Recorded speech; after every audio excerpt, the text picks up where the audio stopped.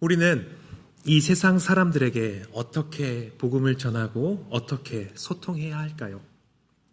2025년 종교인식조사라는 통계가 있습니다. 이 통계 결과를 보면 우리나라 사람들이 기독교에 느끼는 호감도가 100점 만점에 34.7점이라고 합니다. 35점이라고 제가 올려드리고 합니다.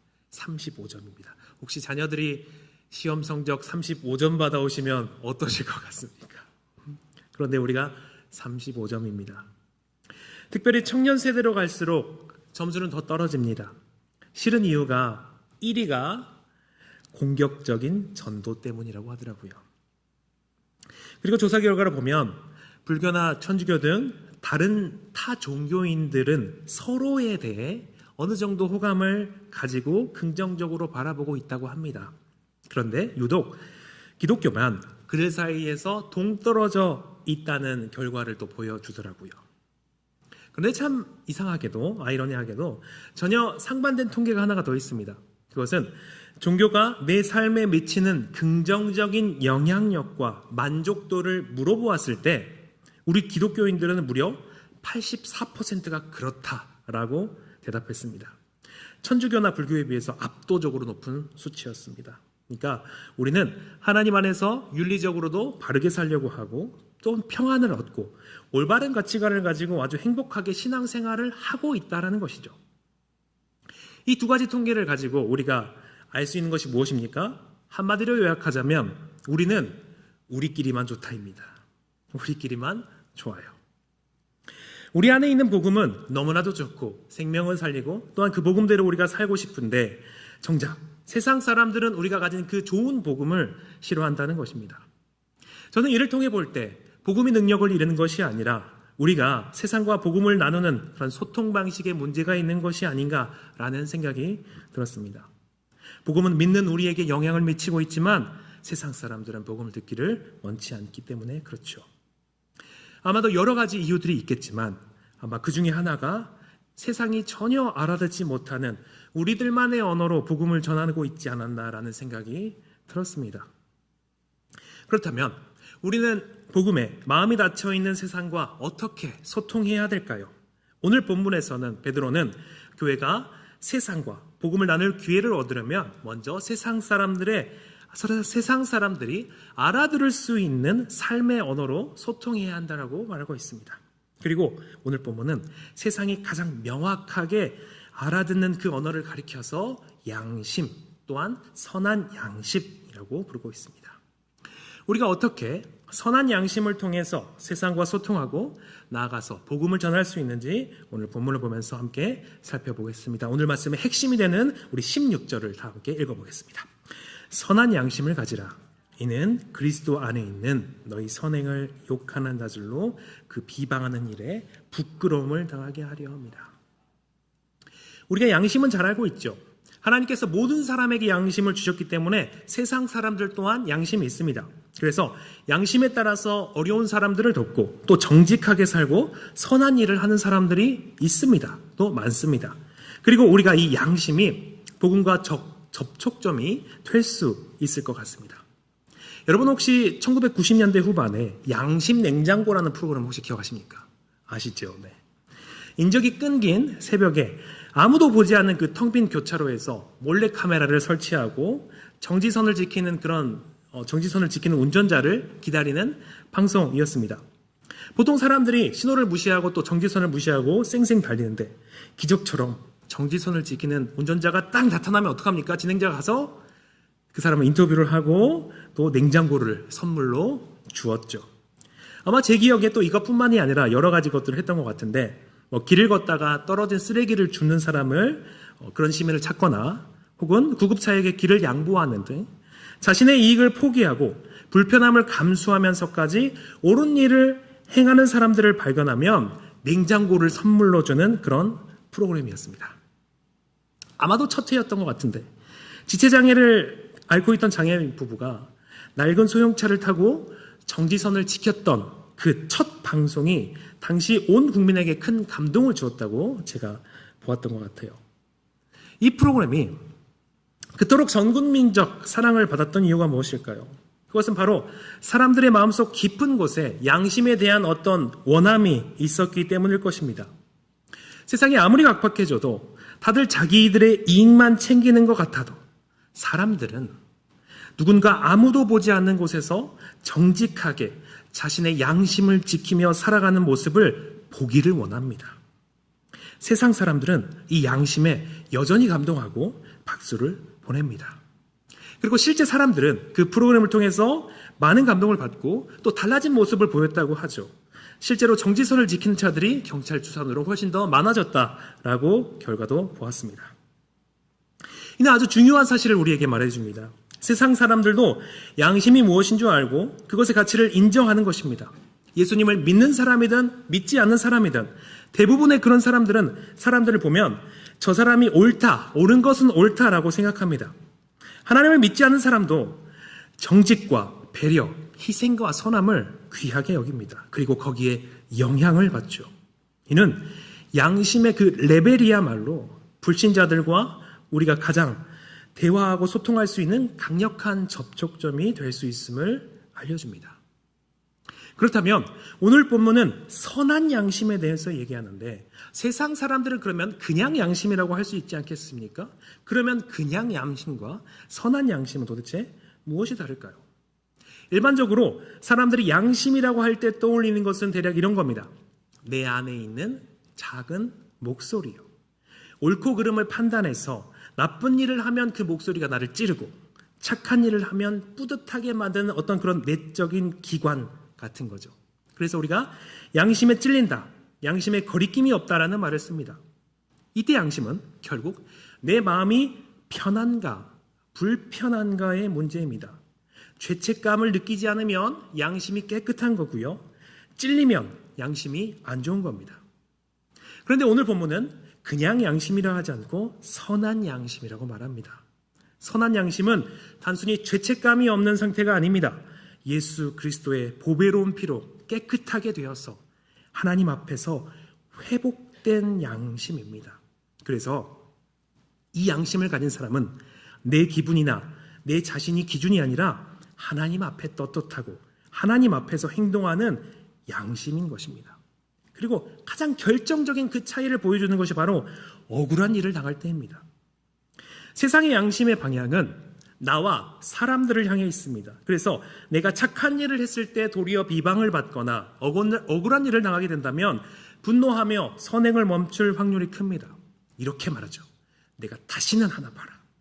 내가 절대 안 해. 라고 말하면서 마음을 닫아버리게 됩니다. 하지만 선한 양심은 다릅니다. 선한 양심은 그 방향이 하나님을 향해 있습니다.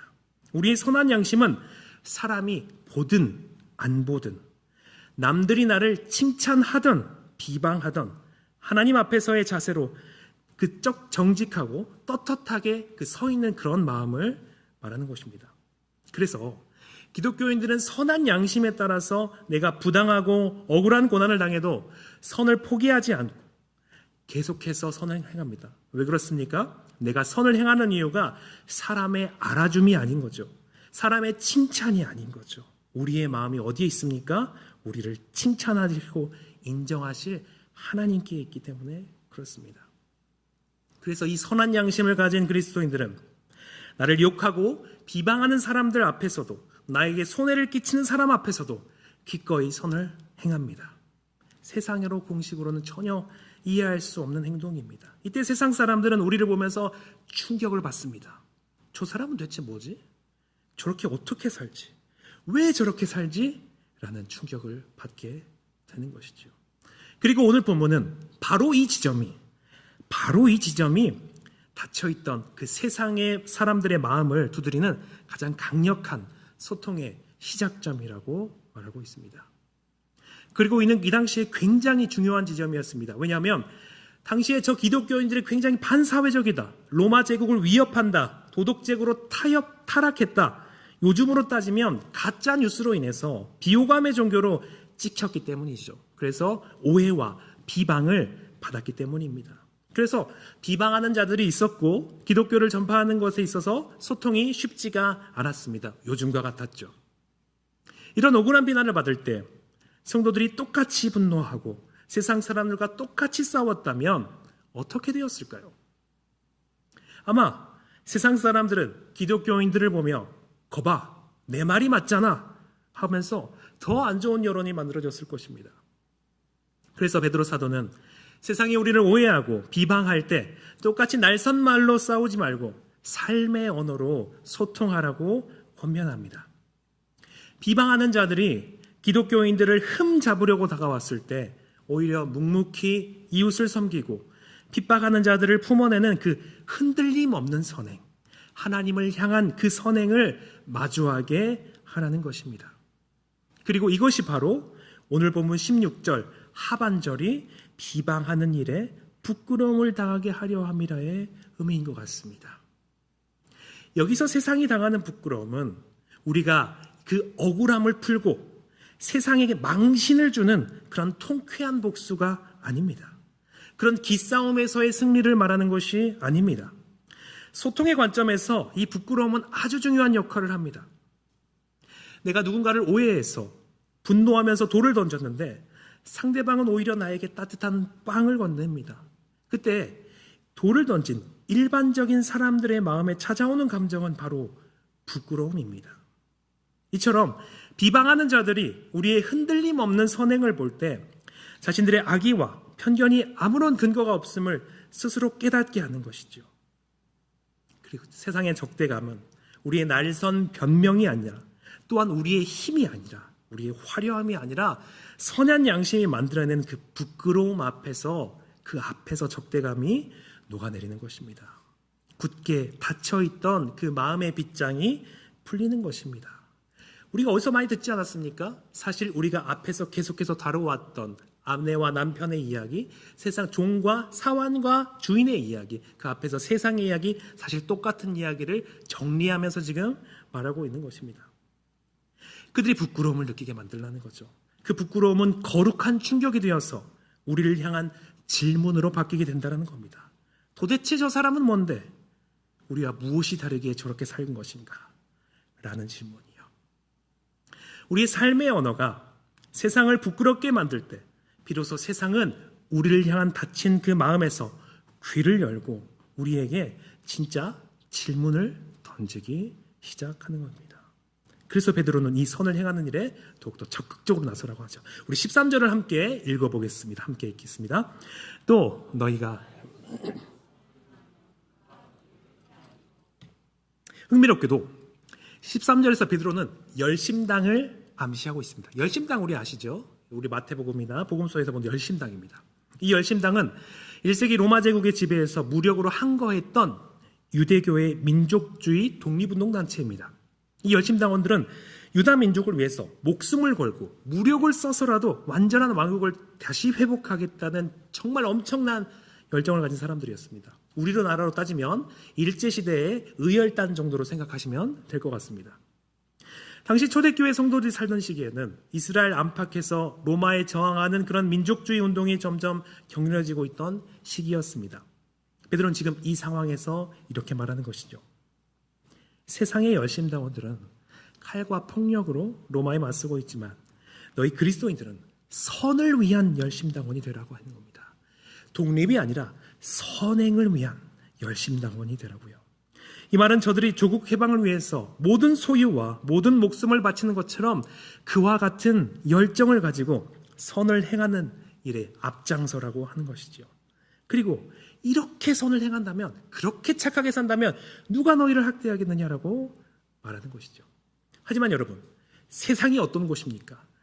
선을 행함에도 불구하고 세상에는 그리스도를 신한 자들이 분명히 있을 것입니다. 그래서 14절에서 사도가 이렇게 말하고 있는 것입니다. 제가 읽어드렸습니다. 그러나 의를 위하여 고난을 받으면 복이 있는 자니 그들을 두려워할 것을 두려워하지 말며 근심하지 말고라고 합니다. 24절에는 헬라어에서 희구법이라는 굉장히 흔치 않은 문법이 사용되었는데요. 이 말이 무슨 말이냐면 그럴 일은 없지만 그럴 일은 흔치 않고 적겠지만 이라는 뜻입니다. 그러니까 무슨 뜻입니까? 그럴 일은 흔치 않고 매우 적겠지만 선을 행함에도 불구하고 너희가 고난을 받을 수 있다라고 말하고 있는 거죠. 사실 이거는 흔한 상황이 아니라 흔치 않은 상황을, 특정한 상황을 말하고 있는 겁니다. 그러나 베드로 사도는 뭐라고 말합니까? 이는 오히려 그리스도인들에게 좋은 일입니다. 왜 그렇습니까? 바로 예수님께서 산상수훈에서 말한 그 사람이 바로 우리가 되기 때문입니다. 의를 위하여 박해를 받는 자는 복이 있나니 천국이 그들의 것임이라 하신 그 예수님의 말씀처럼 우리가 억울한 고난 속에서도 끝까지 선을 포기하지 않는 자에게는 세상이 빼들 수 없는 하나님의 나라가 약속되어 있는 것입니다. 그러니 우리는 어떤 존재입니까? 우리는 선행으로 결과가 있어도 행복한 사람이고 이 땅에서 결과가 없어도 우리는 행복한 사람들입니다. 우리의 승리는, 우리의 영광은 언제나 보장되어 있는 것입니다. 지금까지 나눈 내용을 요약하자면 이렇습니다. 우리는 예수 그리스도의 피로 회복한 우리의 선한 양심이 흔들림 없는 선행으로 나타날 때 그것은 세상 사람들의 굳어있던 마음과 양심을 강하게 두드리는 충격이 됩니다. 그리고 이것이 기독교가 세상과 대화하는 가장 능력 있는 방식입니다. 우리가 먼저 선행이라는 삶의 언어로 다가가서 묵묵히 말을 걸면 마침내 세상은 마음을 열고 질문이라는 언어로 우리에게 응답하게 되는 것입니다. 그리고 우리는 이 기회를 잘 잡아야 합니다. 놓치지 말아야 됩니다. 우리 15절을 함께 읽겠습니다. 너희 마음에 그리스도를 주로 삼아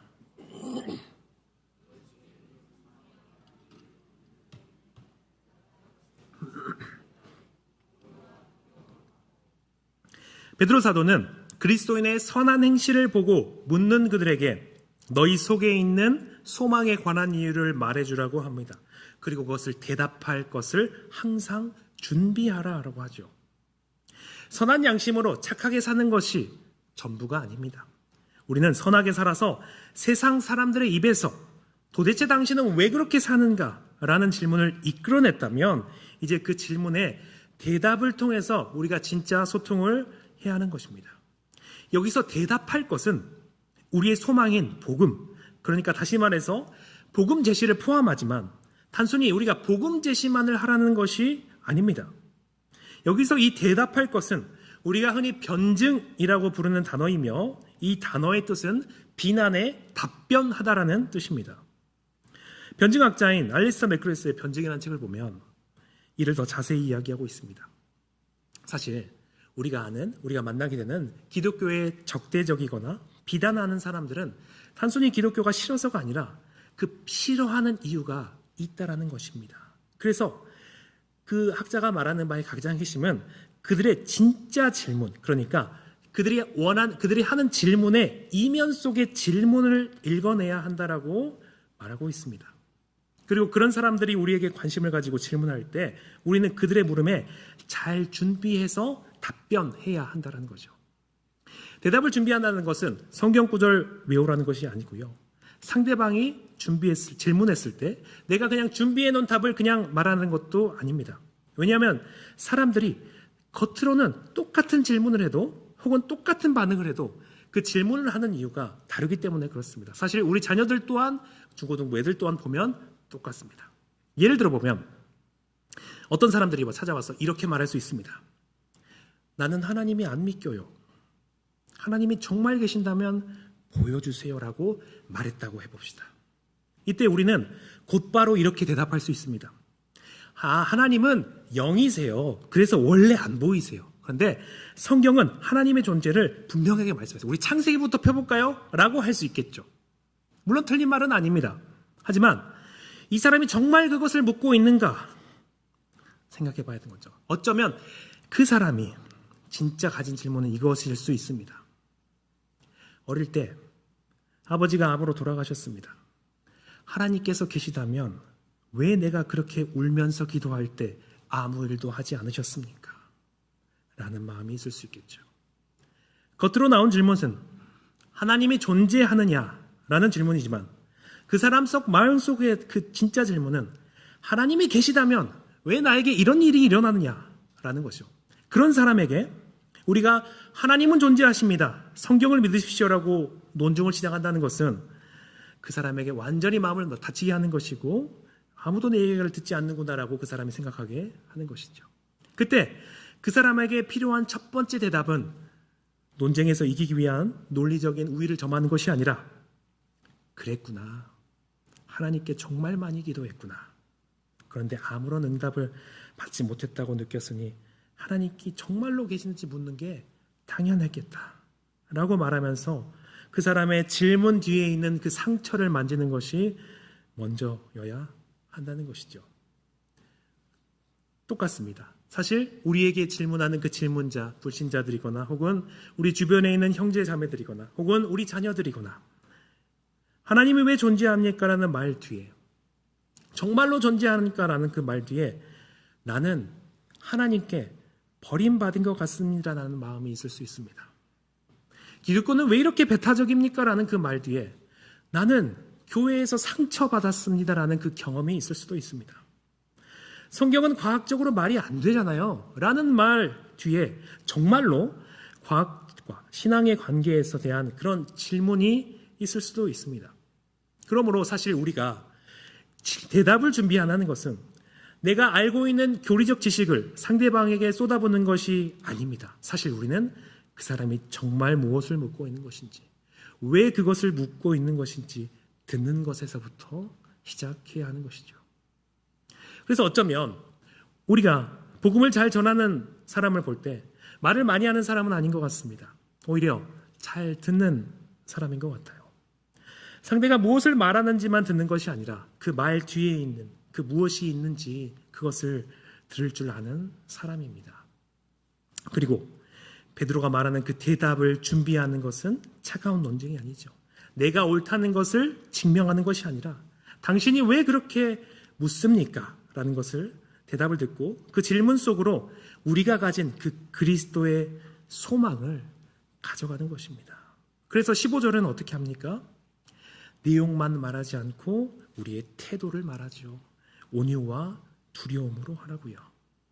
내가 정답을 알고 있다는 그 교만함으로 상대방을 눌러버리는 것이 아니라 그 상대방의 질문을 막아버리는 것이 아니라 한 사람의 영혼을 하나님 앞에 귀하게 여기며 온유하게 또 하나님을 두려워하면서 대답하라는 것입니다. 우리가 이렇게 준비된다면 누군가 우리에게 묻는 순간은 사실 위기가 아니라 기회가 될 것이죠. 선한 삶이 질문을 만들고 준비된 복음이 그 질문에 대답하는 것입니다. 저는 이것이 베드로가 말하는 그리스도의 소통 같습니다. 그렇다면 우리는 이 말씀을 우리의 삶에 어떻게 적용할 수 있을까요? 앞서 말한 것처럼 우리가 선행을 베풀고 대답할 것을 준비하라고 말씀드린 것처럼 우리가 그렇게 하면 됩니다. 하지만 우리는 그보다 먼저 우리 스스로에게 던져야 할 질문이 있는 것 같습니다. 최근에 세상으로부터, 주변 예수님을 믿지 않는 사람들로부터 당신은 도대체 왜 그렇게 살아? 당신은 믿는 예수가 누구야? 라는 질문을 받아보신 적이 있습니까? 아마도 거의 없으실 겁니다. 저도 사실 잘 없습니다.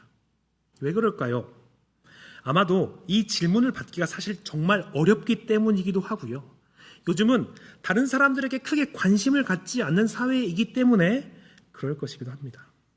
하지만 정말 조심스럽게 말하지만 정말 많은 경우 우리의 삶이 세상 사람들과 별반 다르지 않기 때문이 아닐까요? 나도 똑같이 내 이익을 챙기고 나도 억울하면 똑같이 분노하고 적당히 세상과 섞여서 살아가니 세상이 우리를 보고 충격받을 일이 없는 것이 아닐까요? 그렇다면 오늘 본문의 맥락에서 세상이 우리에게 할 수 있는 가장 모욕적인 말이 무엇입니까? 에이, 교회 다녀도 별거 없네. 야, 예수 믿는다니 똑같네. 라는 말이지 않을까요? 세상 사람들은 참 자신들은 그렇게 살지 못해도 예수 믿는 사람들에게 은근히 기대하는 선한 양심의 잣대가 있는 것입니다. 그런데 우리는 그 기대를 저버리고 세상과 똑같이 살아가기에 세상은 우리에게 아무런 질문도 하지 않는 것이죠. 우리가 질문을 받지 못하니 복음을 말할 기회도 없는 것입니다. 그래서 저는 이 말씀의 적용으로 우리가 선한 양심을 가지라는 그 본문의 명령을 깊게 받아들여야 한다고 생각합니다.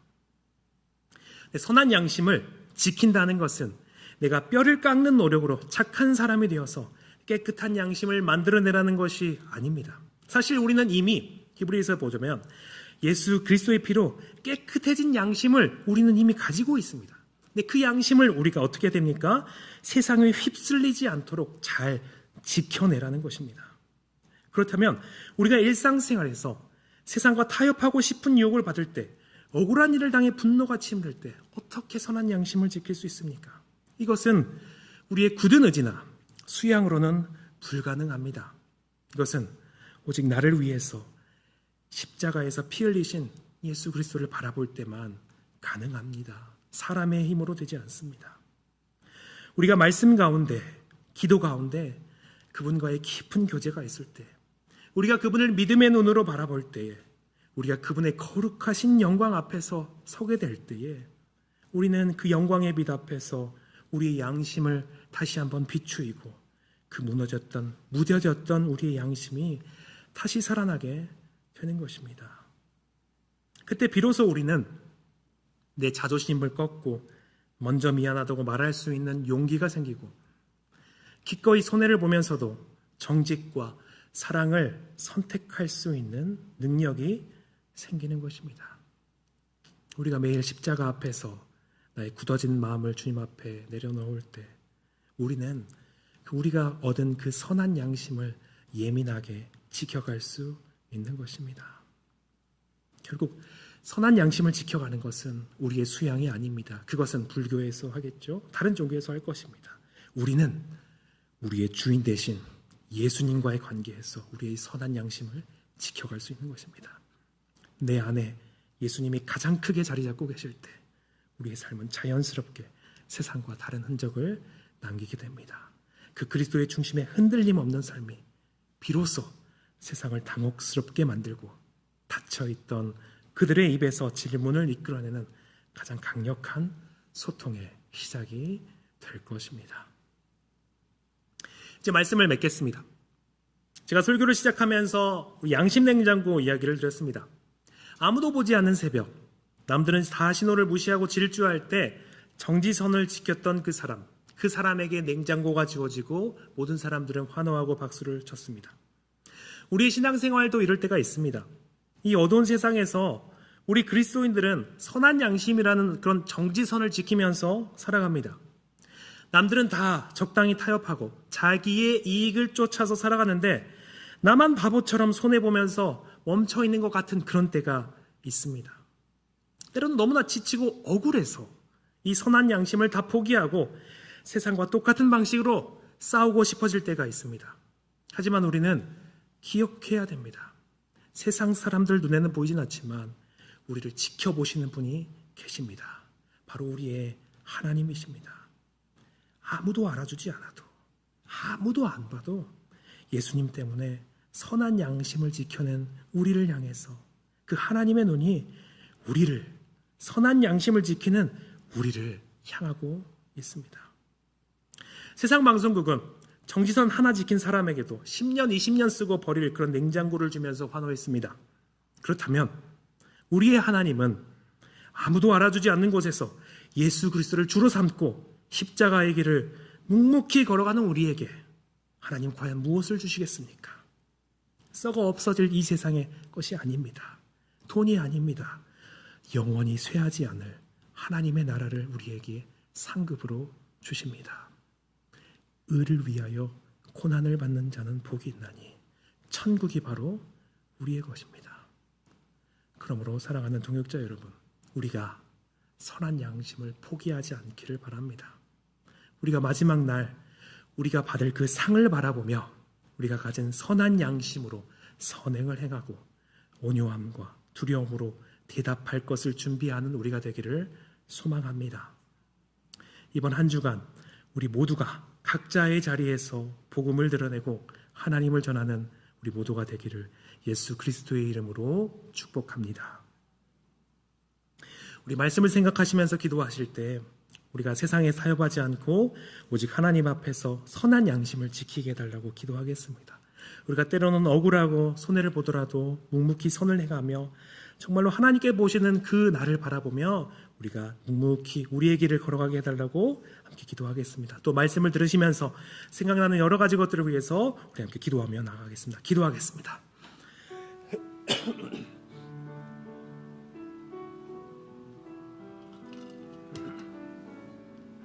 살아계신 하나님 아버지, 우리를 정말 놀라우신 그 사랑으로 구원하시고 정말 한량없는 은혜로 부어주시며 하나님의 자녀 삼아주시고 또한 자녀로 살아갈 수 있게 하시니 감사를 드립니다. 하나님, 우리를 완전히 새로운 존재로 만들어 주셨습니다.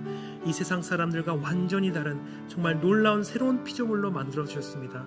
우리에게 그 주신 그 놀라운 새로운 선한 양심을 가지고 하나님, 우리가 이 땅에서 거룩한 제사장으로서 이 세상 사람들을 하나님 앞으로 이끌어가는 그런 사람들이 되게 하여 주시옵소서.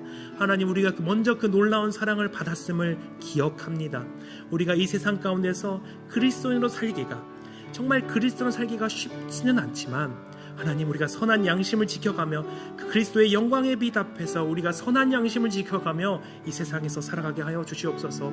세상 사람들은 아무도 몰라도 심지어 가족들도 모를지라도 하나님만을 바라보며 하나님께서 주신 그 상을 바라보며 우리가 나아갈 수 있게 하여 주시옵소서.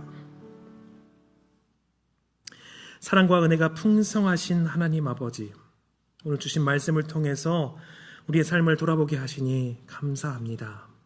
우리가 세상의 이익과 방식에 휩쓸리지 않고 예수 그리스도의 보혈로 회복된 선한 양심을 굳게 지켜내게 하여 주시옵소서.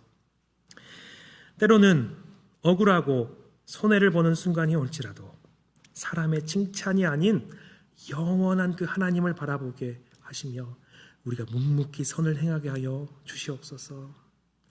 우리의 그 흔들림 없는 선행이 세상에 거룩한 충격이 되게 하시고 누군가 우리에게 소망의 이유를 물어볼 때 온유함과 진실함으로 복음을 전하는 우리 모두가 되게 하여 주시옵소서. 예수 그리스도의 이름으로 기도드립니다.